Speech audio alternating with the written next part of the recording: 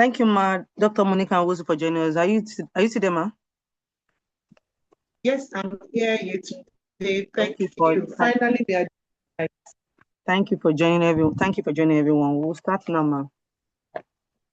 I don't want to read Finally, we are doing. Yes, Ma. Finally, we are doing it. I don't want to actually read your profile. I know during this program you're going to tell us more about your profile, so we'd love to hear more things about you. There's one thing I wanted to ask you. What is the first thing you tell your listener here about yourself that they'll be surprised to hear, especially me? One thing that you'll be surprised to hear. Okay. May not necessarily be career related. By the way, my name is Dr. Monica Nwosu, and I'm sure everybody on this call you already know that. Um, I think that would be to say that I had traveled almost all the continents except two. I'm sure you don't know that about me.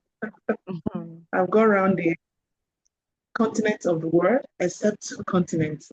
So maybe I should make it part of my to-do list this year or some years to come to go through all those other continents of the world.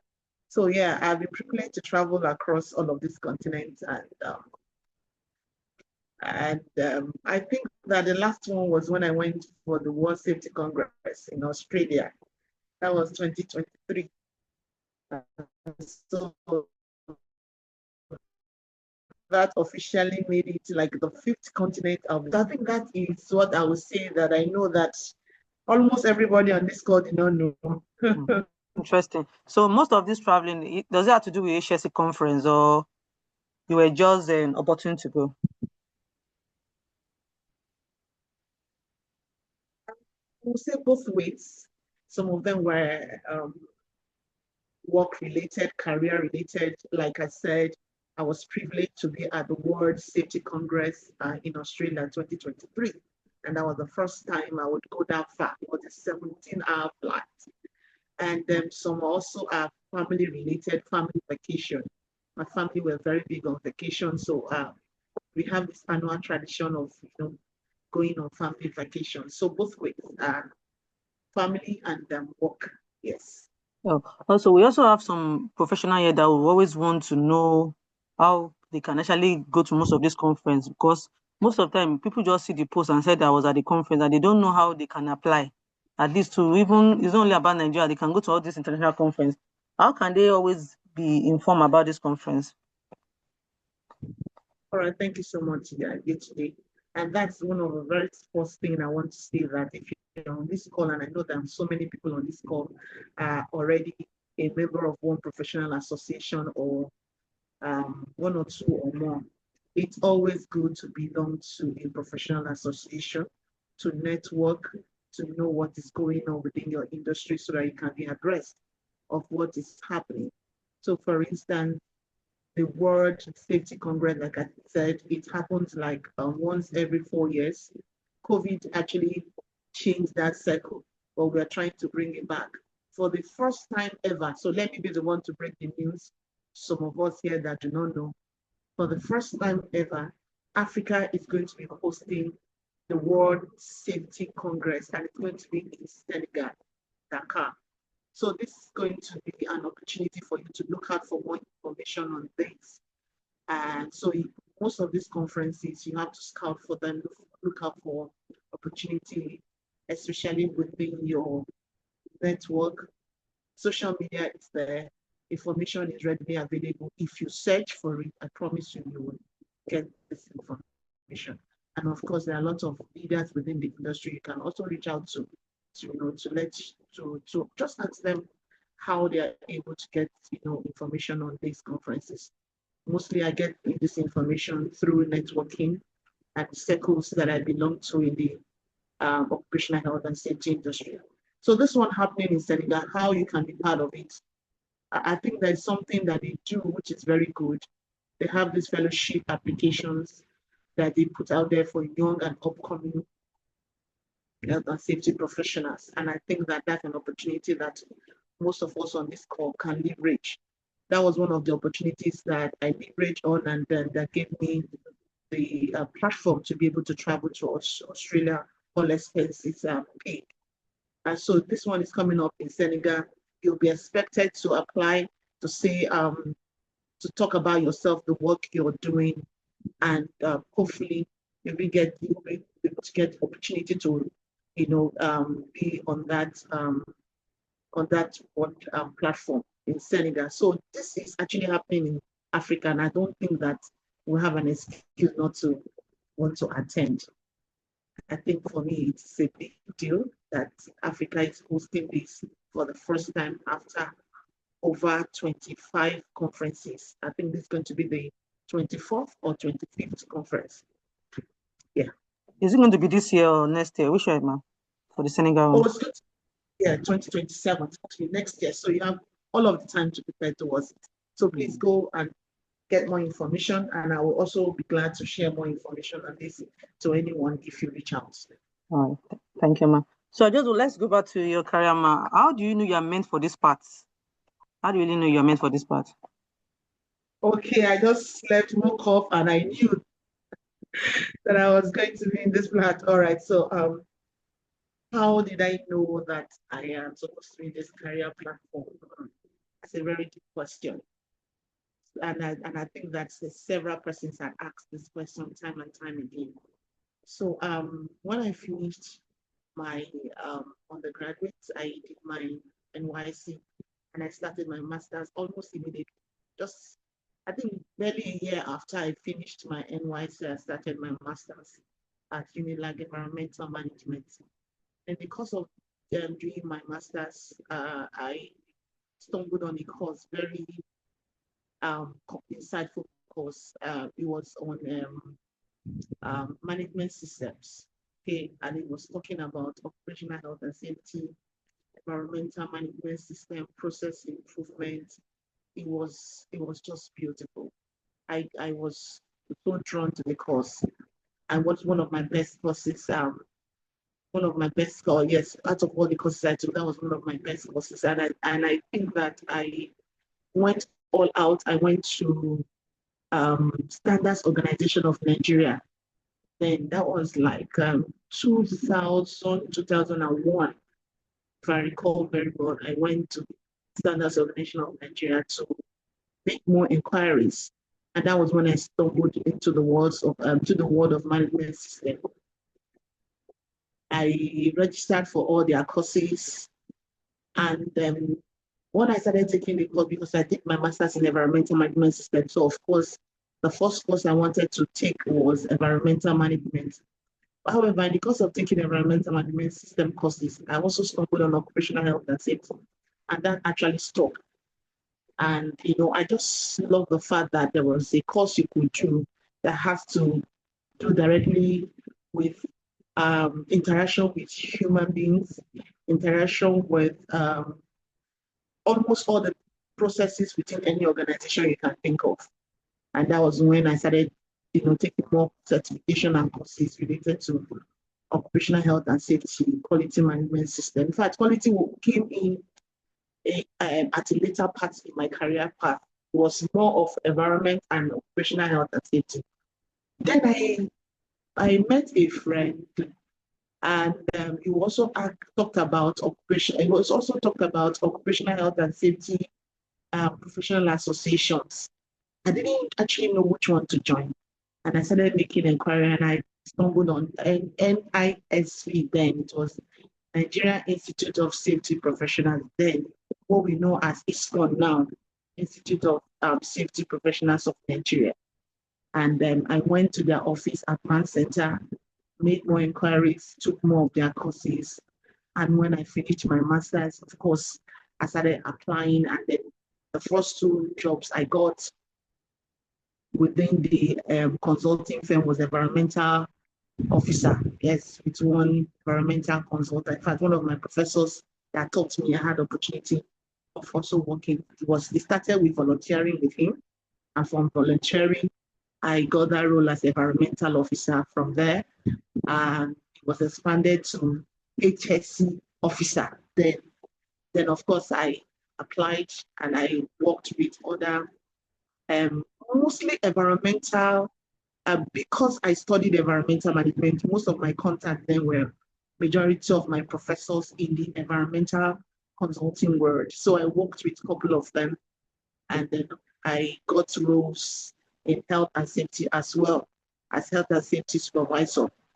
And then also got role with one of the big logistics companies there. But that role, anyway, maybe we'll talk more about that as I progress in my question. So I think I'll just stop here. So that was when I started my career path in operational health and safety. And one of the things that I actually helped me really is networking and scouting for information. If you are within the operational health and safety space, you must constantly look out for information. Information kind of drives everything we do because it's a very fast-paced industry and always changing, especially consulting world. So you have to be abreast of what's going on. That was actually basically how I started my career path in the operational health and safety through the courses I took when I was doing my master's in environmental management. All right, ma. So along the way, do you have a mentor, or you just more of you? Do you have a mentor, or anyone guiding you? So I say to younger people nowadays that they are very fortunate to have a lot of leaders right now in the industry that seems to have mapped out a very clear career path, and they can go to them and call them mentors and everything. When I started, but the day I did my induction in NISP, then I was inducted same day with Wale Bakare, Jamie Badmos, Wilson, Aribo. I think those were the people we were all inducted. So it was majorly a male-dominated industry. I think that the only female I saw then was Mrs. Fayo William, and she was basically into first aid then. So getting a mentor in the industry was, in fact, all of us were just mentoring ourselves, to be honest. What we basically were doing then was trying to learn together. Because in the industry, it was really tough, knowing or getting a mentor then because it was not really structured.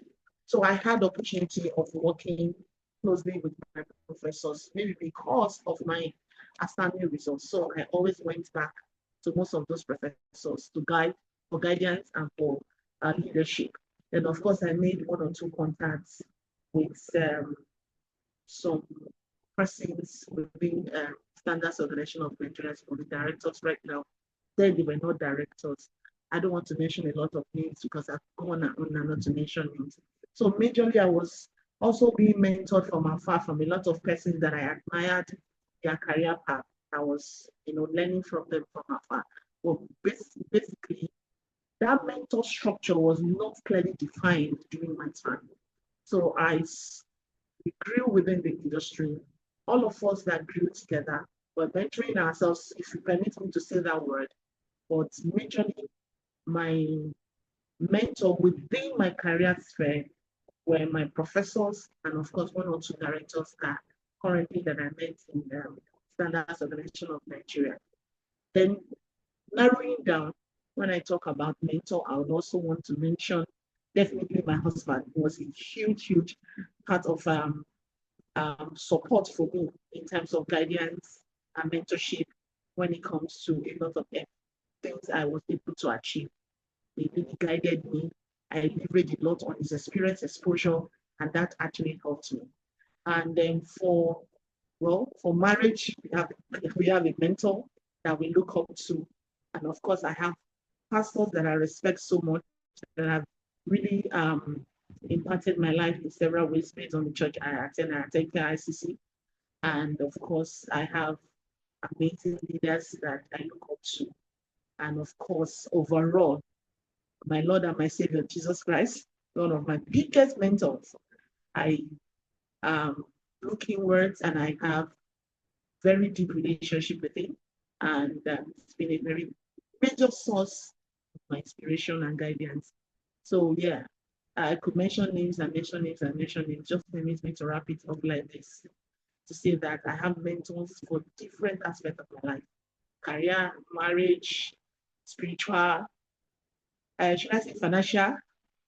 So I have mentors across different spheres of my life. All right, man. So that what you just said now, that means looking at the industry now, we are really enjoying. How can you view the industry now Yes, than before? Because there seems to be a lot of mentor mentee everywhere now. Everybody, you understand? So that, I just imagine what would have happened then. So that's when why you I said feel with where we have now, how do you see it now? Is it far, far, far better? Or we are still trying to move along the pace? that's why I said you are all blessed. That's the truth. And you have amazing leaders who have been able to, walk the path. They've gone through a lot of trials, failures. I mean, you can actually, just call up Monica, call up Julius, call up Engineer Jamu, and a lot of small persons, even Mr. Niga on this call, you can approach them and, you're able to learn during our time. And I'm sure one or two leaders on this call can testify to that. We didn't really have that opportunity of having someone you can say, oh, this is a role model, this is someone that I can, call up to. So I think that you guys need to maximize a lot of the opportunities that you have. So when I see people complain and people say, oh, I do not have anybody, and I'm like, what's going on? And moreover, even when we started, we didn't have this kind of technology that you have now. When I finished my NYC, I think that was when we had this mobile phone come out for the first time.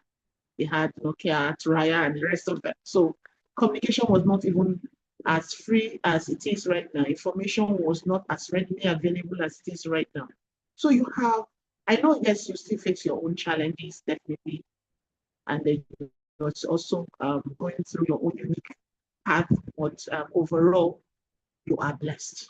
You have all what it takes for you to be able to produce through this and be the best that you can be within this industry. Trust Thank you, man. You mentioned you have very good support from your husband. I was just trying to see how were you able to balance your career, your marriage, and kids and everything. How were you able to manage me. that? Yes, so my husband is my biggest cheerleader. That's the truth. And I say it everywhere. One of the things that helped me to balance my career, my family, because yes, when I started my career, I also started my family. So I had a young family when I was going through my master's, I was pregnant. So it was a lot to contend with, but I had a very supportive family system. One of the things that I'd had me come through, and I do this, I'm saying this with all sense of humility, that I had a very clear picture of what I wanted from a very, very early stage in my career path. So I had this pyramid that I always drew. And that pyramid for me just kind of was like a compass for me. So I had this, will I call it a ladder of priority? And when it comes to my relationship with God, my family, my career, my ministry, I had very clear priority paths that I've set. Or um, will I say, um, priority ladder that I've set, and I know which comes first. And definitely in juggling all of these things, it's that one could affect the other, but I will not compromise family time. I will not compromise relationship with God. I will not compromise um, spending quality time with my family with whatever career. So no matter how juicy the opportunity is, if it's going to affect my time with my family, if it's going to affect or take me away from um, some relationship, especially the one that I have with God, I would have to reprioritize that job. So from a very early stage, I had that very clear that look, family comes first. Of course, after God, my family comes first. So that I have been able to prioritize that. Did it burn me? Of course it did. I had to give some opportunities away, or I had to let go some very juicy opportunities, but no regrets because I intentionally prioritized that from the very beginning. And like I said, I also had very good support system. That's the truth. I had family members around. I had friends. I had very strong family support system, and of course, church family as well. So that actually had helped to balance a lot of my career with family. Then coming to juggling things, like you said, um, we use the word work-life balance. I always like to call it work-life integration. There are some tasks you can delegate. There are some tasks you can juggle, and there are some tasks you can, yes, let me use the word delegate. But however, there are some tasks that you cannot delegate. So, for instance, when my kids were growing up, I made it a point of priority to be available and present. So, regardless of the fact that I was constantly traveling, I intentionally did not miss some very defining moments in their lives, celebrations, graduation ceremonies, birthdays. Intentionally, I was there. Yes, so I had to juggle some balls. There are some that are glass balls, there are some that are rubber balls, and I think that's it. I think I heard that analogy very long time, and they said that there are some balls that you cannot delegate because they are very delicate, and that has to do with your family and how you want to, manage relationships with them. But there are some balls that can be delegated, and those are called rubber balls. You know that when they drop, they can still bounce back, and so many things won't go wrong. But if you're going to be juggling a glass ball and it drops, it can chatter, and it will be very difficult for you to put that together if it chatters. I think I had that understanding at a very early stage of my career, the career path, and that has really helped me to know at what point, sometimes I'll just disappear and you will not, see me for a month or 2 months because I need to, balance some family functions or family activities or relationships over and above career. But then again, because I had been able to let my family know that I place this huge value on them and I put them over and above any career. They also give me the opportunity to enjoy my career. That's the truth. And I really bless God for my husband. The support I get from him, like I said, is my biggest cheerleader.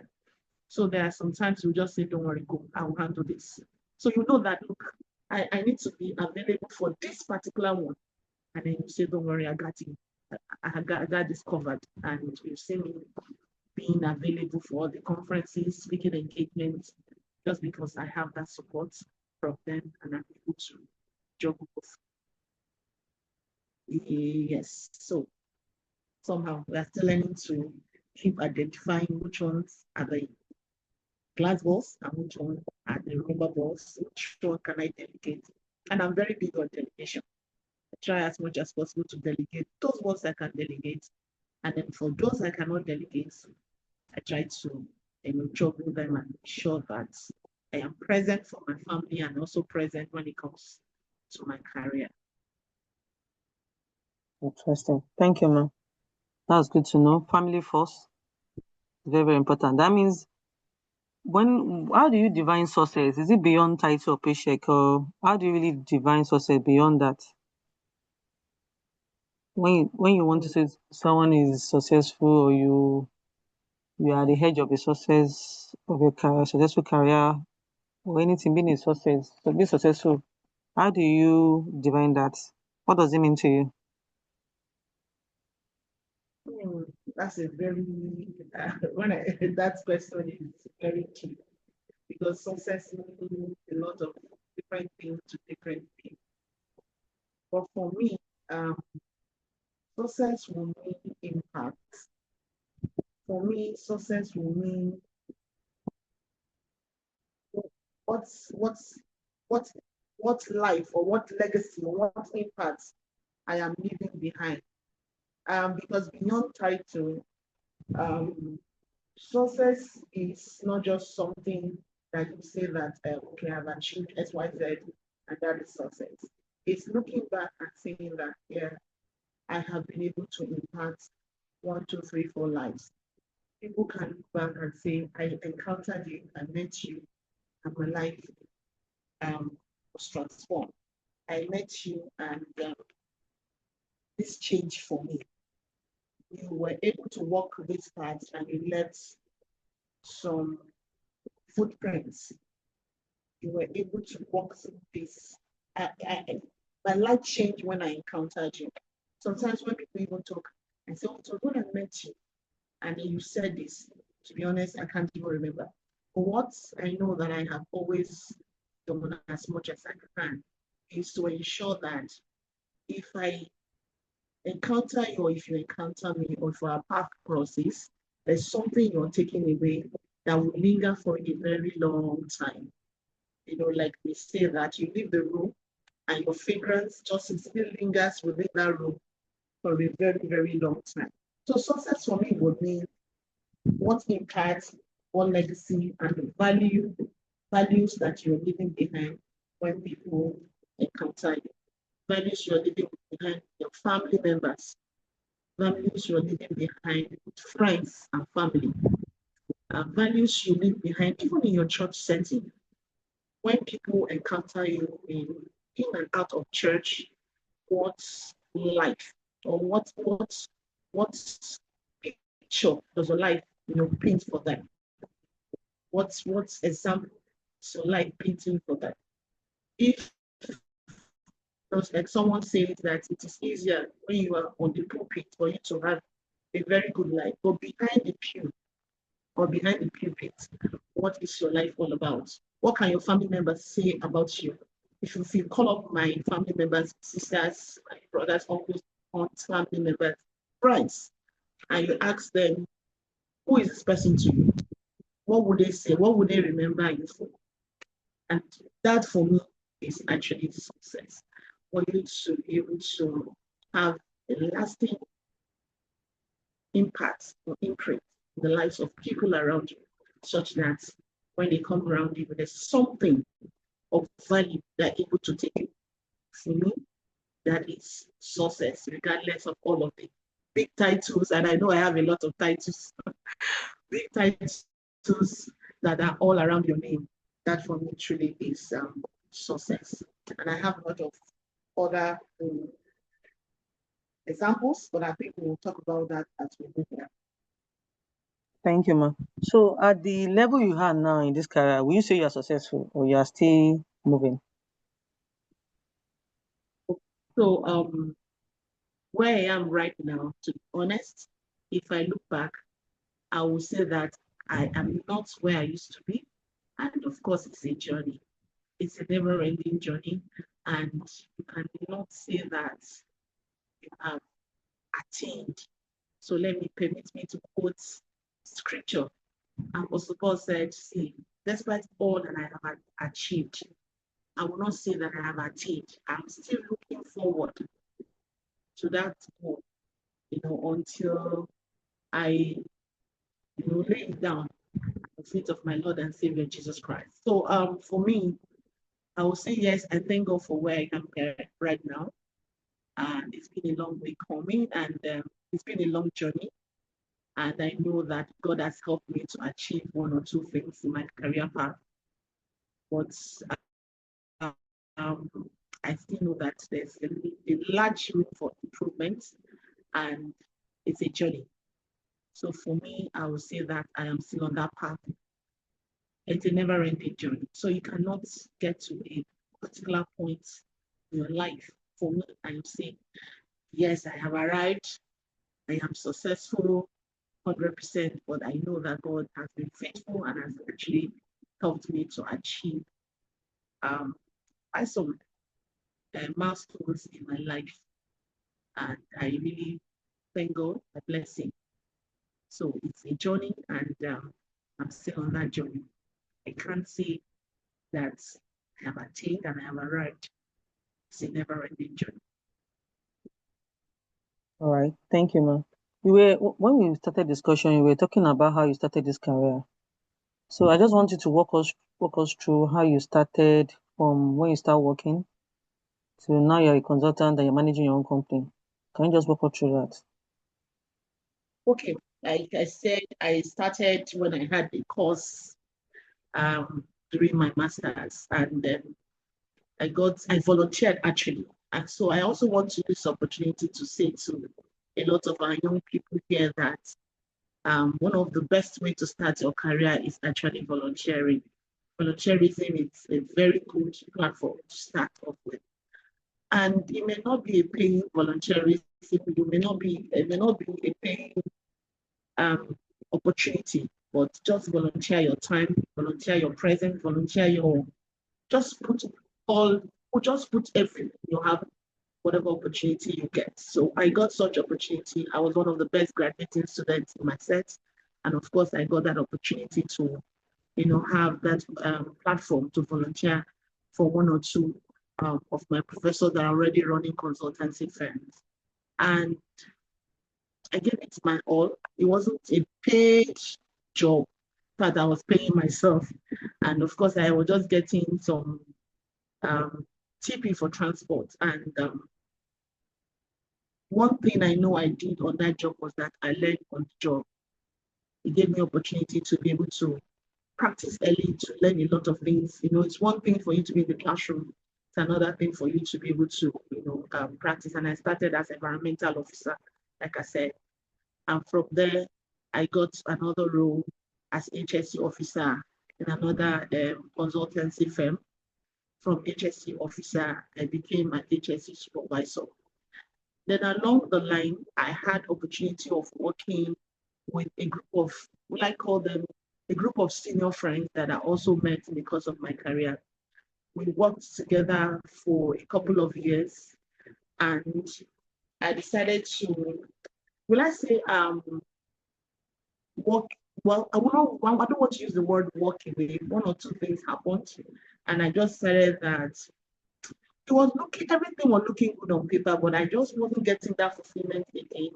And then there were some values that I had already mapped out. Firstly, as a Christian, there are some principles that I always want to, uphold in my life.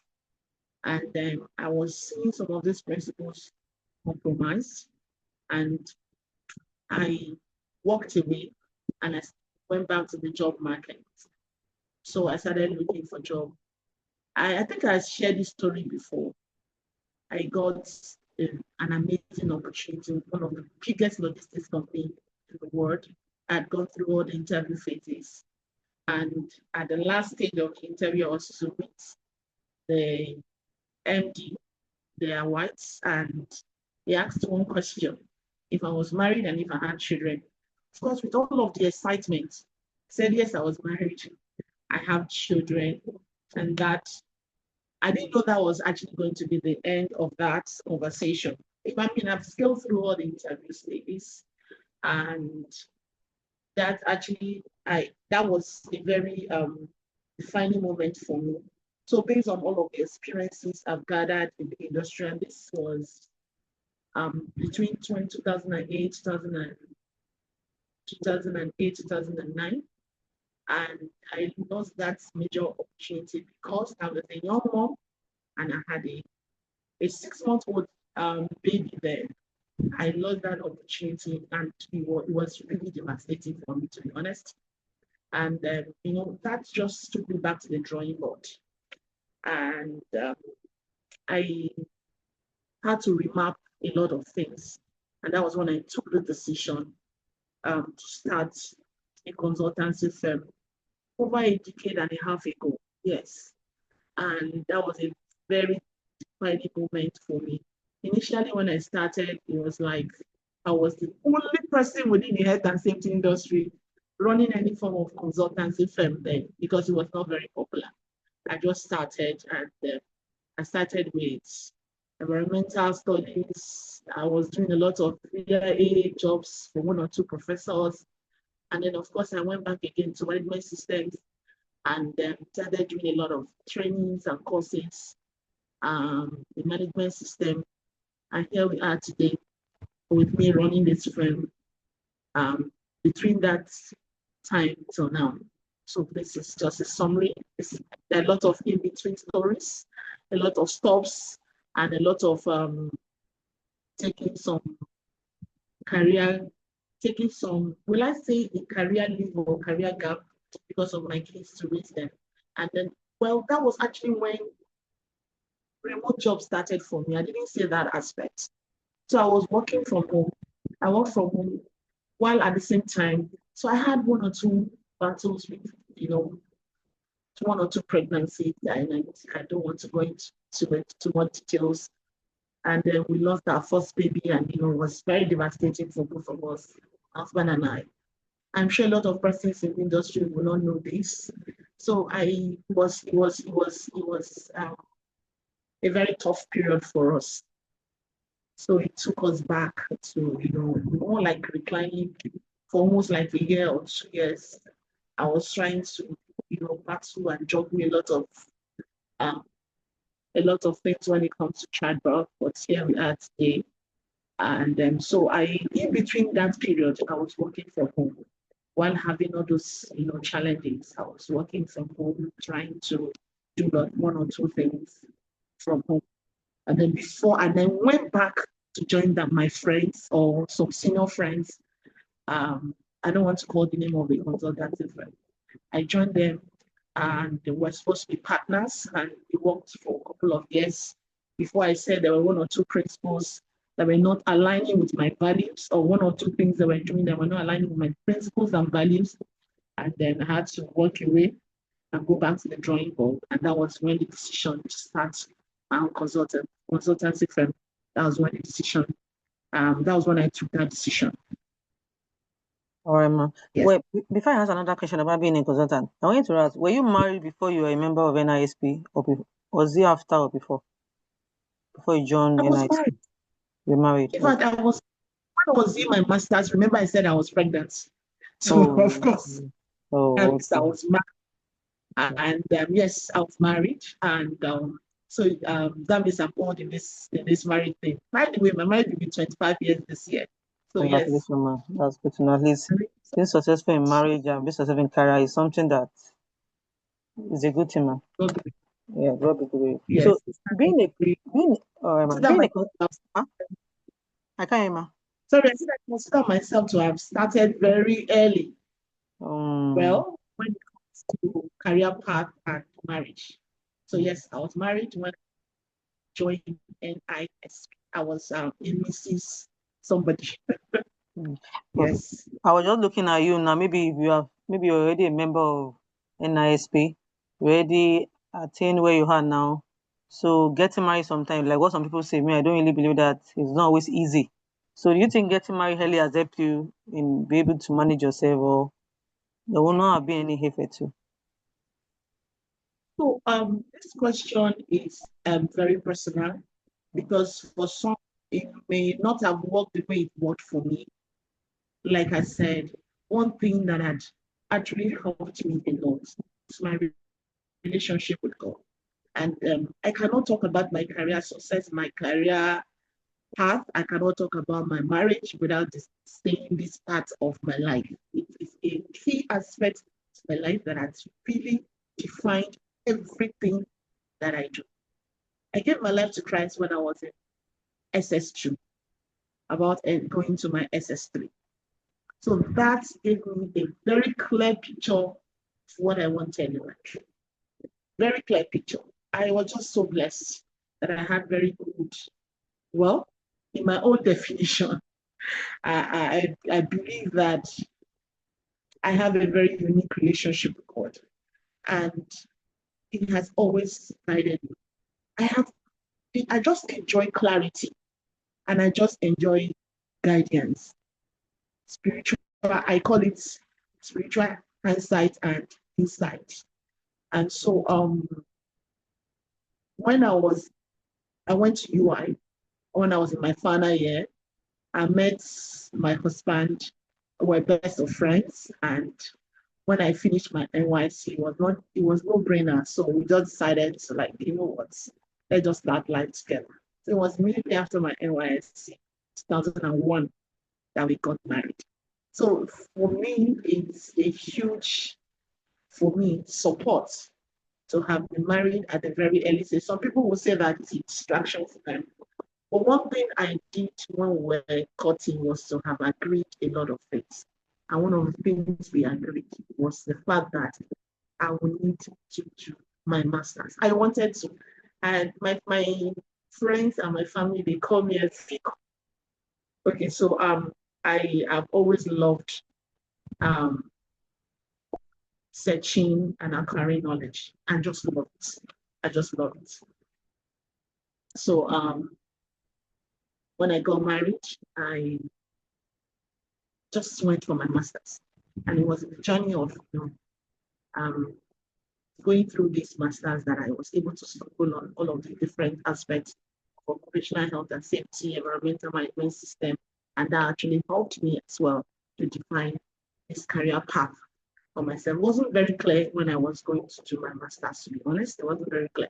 I actually wanted to do master's in because I studied chemistry. I wanted to do something related to pure and applied chemistry, analytical chemistry, and all of that. So when I went to make inquiries, I really like. I actually wanted to go back to UI, but because of course marriage will not allow me to go back to Ibadan. So I went to Unilag to make inquiries, and they were just starting that course for the first time in the Faculty of Science, environmental management, and the um, oh, Dr. Shito, yes, that's her name. She just said, "Oh, from what you are discussing and from what I see here, there's a new course we are starting. It's environmental management." And this is the first time we're just taking that course. I mean, they have never done it before. We're just starting out. Would you like to apply for it? And that was how I just said, why not? Let me apply for it. Because, I mean, it was a combination of business, management, and science. So it was a very good combination. And that was the very first time Unilag was launching that environmental. So we're the experimental guinea pigs for that course. Yeah. So that course actually helped me to. And then because we're the first set, we had one advantage. We did all the courses, both, both the ones we're supposed to do and the ones we're not supposed to do. They were just experimenting with us. So that exposed us to a lot of courses, a lot of information. And that helps. So I just fell in love with this course on the management systems, business processes, and process improvements. And SON was mentioned, like I said, that was when I went to make more inquiries. Yes. Thank you, ma'am. So let's go back to being a consultant.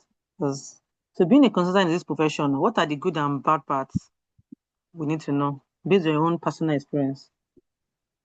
Based on my own personal experience, one of the greatest advantages, especially for me as a woman, was the fact that I was able to juggle my time and yeah, I was able to map out my plan. I was able to manage my time. So yes, it was very good to be able to run your own show and be able to call the shots, to be able to know when you want to go to work and when you do not want to go to work. However, it was tough getting getting references or referrals in the industry. And so it was one or two jobs that launched us. And if I tell you that till today, that same job still speaks for us. And I will mention it actually. It was Champs PLC and it was also Superflux International. I don't know if many of you still remember security checks. I'm sure most of you don't use checks again. Those two clients launched us. I mean, when I say launched us, they really launched us. I was so privileged because from that job that we did, because we poured that all our heart into it. I mean, as a consultant, it's your first job, you're getting, you want to make a statement and everything. And so everyone, and remember that Champs PLC was the people that did our that digitalized our voters card then. So it was a big deal for us. And also it was Kalamazoo that came to work with Super Plus International that also started digitalizing our payment platforms. So those big platforms, even till today, those two MDs, I didn't mention them, but they were part of the industry mentors that I was talking about. But now that you have forced me to mention, I'll mention their name, Mr. Talabito Kubo and Anadio Common Champs for your see the amazing mentors in the industry. But now, this is recorded, so they should forgive me if I mention their names. So till today, I still leverage on that. Their goodwill, I still leverage on their contacts. Now, that is the good side of consultancy when you're able to manage your time, manage your schedule. However, the downside, I won't say the downside, or I would just say challenging side, is the fact that sometimes you just want to question everything all over again because nothing seems to be working. Yetunde, sometimes you can stay like for some months and nothing. No, I mean you're not, like when I started, there was this assurance of every month you would get a paycheck. You see. But there were some certain months that you could go month on month and month on month, you could go on and on. And there was nothing. And yet I had one or two persons that were working with me. And then of course you have to pay salary and all of that. So it was really tough navigating those times. I just told you the sweet parts, but of course, before we got to those sweet parts where you now have referrals, and that's one of our biggest advertisement, or when I say campaigns when it comes to jobs, referrals. But before we got there were some times that made nothing, no, nothing. So, but then again, you have to now go back to the conviction that you had when you started, because I heard clear when I started. I don't want to sound spiritual here, but the truth is, before I took the leap to go start a consultancy firm, I had a very clear conviction to start it. So it was not, I had a lot of persons that also started consultancy within that same period. And I can tell you that I see a lot of them. They've gone back to the corporate world. And that's fine, totally fine. I'm not saying this to, put down anyone. But I'm just saying that you have to be very convinced. And moreover, remember that I was also married, so I could also leverage on one part when it comes to financial support. I could leverage on my husband, but it was really tough starting out. It was really tough building credibility, building your brand, and making it a trusted household name, especially when it comes to what I do, management systems. And within those period of trying to build Fresh Fountain Consulting, it was tough, yes, because number one, you're a woman. Number two, you're very young. And so in fact, I even had one or two persons question us to say, when did you finish school? When did you leave school? When did you finish school? What years of experience do you have?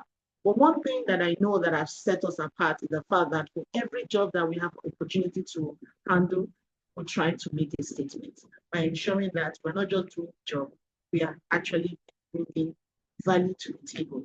Yes, there were some times that it was tough, it was challenging, especially when we didn't really have that financial support and leverage. But over the years, we've been able to balance all of this. And I can tell you for free that right now, we have clients that have done repeat business with us over 15 years, over 10 years, and those clients are still with us till today.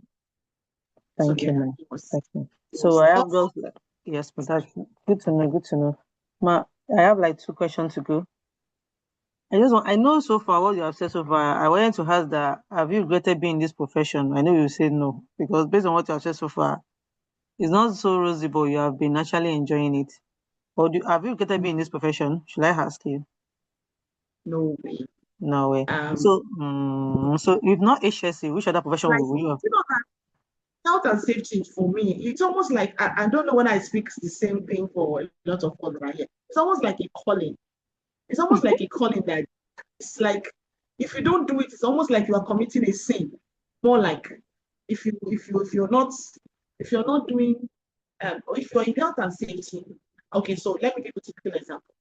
Like I have some clients that the only reason why they have engaged us is just to implement, like I said, my first career leap was in the environmental management system before we then added occupational health and safety.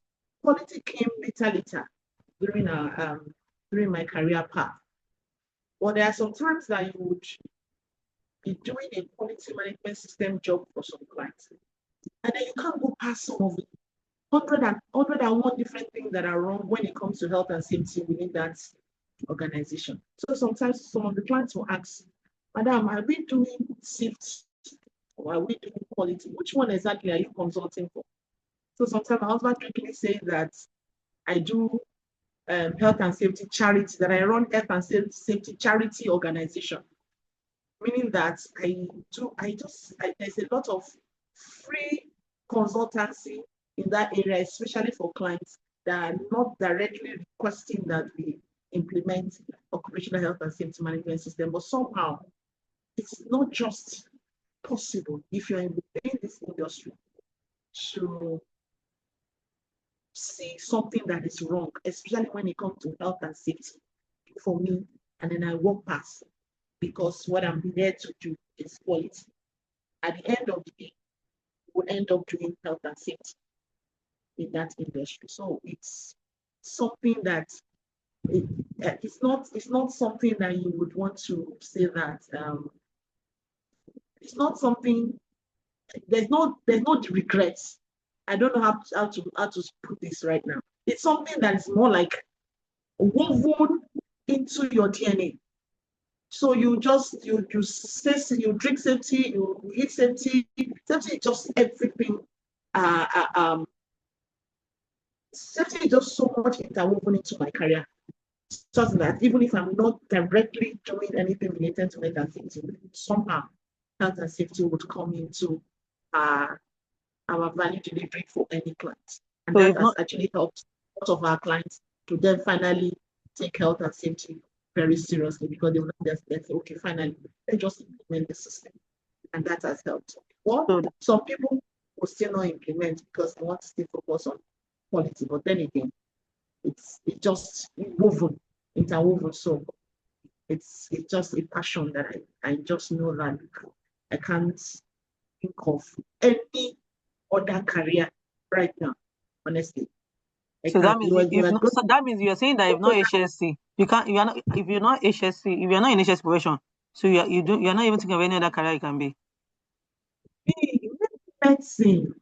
Well, because that was actually what I wanted to do. But right now, when I look back, I think I am actually glad that I didn't do medicine after all. That was actually when I was in secondary school. I wanted to be a doctor. I wanted to be a medical doctor, and I loved chemistry, physics. I mean, we call it Fikemba. I don't know for you right now what you Yes, call it. Fikemba. So We call it Fikemba to join my set. yes, I was. I mean, I was a walking Ababio. I don't know whether you remember Ababio when I was in secondary school. We use it too. Like it was something that I was so convinced about that I was going to become a medical doctor. And then, of course, when I did JAM, I didn't get the cutoff mark for JAM. And then I repeated JAM again. I got finally did. But then again, I was already in chemistry departments. In fact, I was offered pharmacy at UI and I rejected it. I was offered biochemistry. I rejected it. Yes, I was offered. And then I went back home that I was not going to take any other course if not medicine.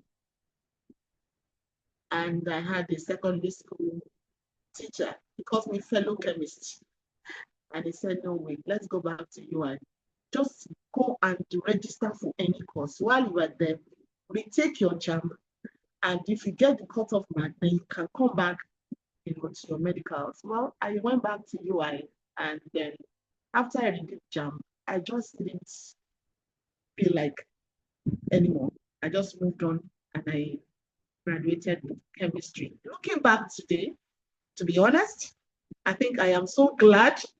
And I think that just God that was just orchestrating everything. I'm so glad that I didn't, because I don't think I don't see myself actually being a medical doctor. So yeah, that would have probably been a second option for me if I didn't stumble into health. Because even as at when I left school, I was still nursing that idea. Should I not? Should I? But when I stumbled into health and safety and then environmental management, it was I was so taken that I didn't bother again to um I just the thought of going that route just fizzled out. So just to start, you study your by your undergraduate, your course of study was Pure and applied chemistry, University okay, of okay, Ibadan, okay. University of Nigeria. Yeah, very well. So my final question is that what should thinking about your story now, what you have read, because you're actually my mentor in female, you don't really know, but I heard so many things about it I'm not aware before. So what do you think us, what do you want us to walk away with? At least always remember you that Dr. Monica was on this program and this is what I should take away from what she has said. Um, what I want to say is that when you look at success looks polished from the outside, right? Like I've said a lot of things now that shocked you, I'm sure. We are close, right? I mean, Yes, yes, that's so it struck me actually, to heard be a lot honest. of things about, and I'm sure there's so many things you're hearing right now that you probably have not heard I before will about come me. and meet you. I need to ask some question later privately because, boy, there's something you're saying that I need to ask another further question later privately because of the timing. Because there's something I don't know about you Okay, that you're saying here. So it doesn't shock me. all right. So I'll say that one of the things I want to leave for us for us to remember is success always looks polished from the outside, but the truth is that behind the scenes, a lot of issues. It's actually tough, a lot of trials, failures, rejections, self-doubt. We call it imposter syndrome. A lot of things that you want to question. Yes, I've had those moments myself that I want to question. But the truth is, believe in yourself. Believe that you can do it. Even when you are not getting the support, even when you are not getting the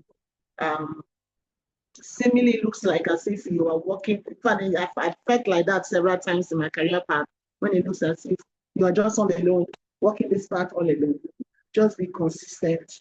Keep doing what you're doing, and trust me, the sky is just going to be your springboard.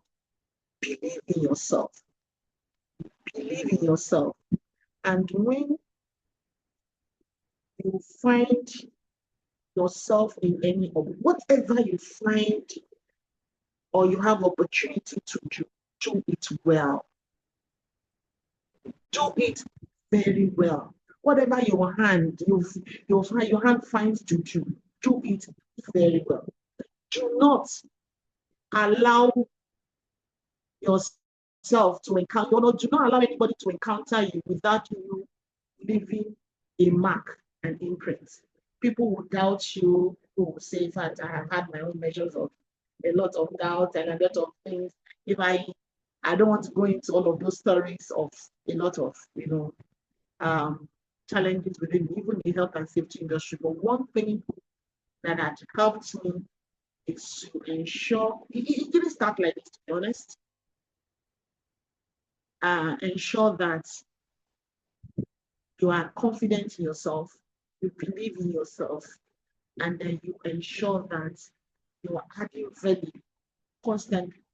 You want to make sure that when anybody encounter me, if I have opportunity of you interacting with me, there's something positive you're going to leave behind. And just make sure that you are yourself, be yourself. Do not try to be authentic, be yourself. I keep saying, just be yourself, be authentic, be yourself. just make sure that you add value, whatever your hand finds to do, ensure you do it well and you add value. So that when you look back tomorrow, you see your imprint, those songs of life. Right. Thank you. You, Madam Monica, this is the end of the section. I will stop recording now. In case you have any questions,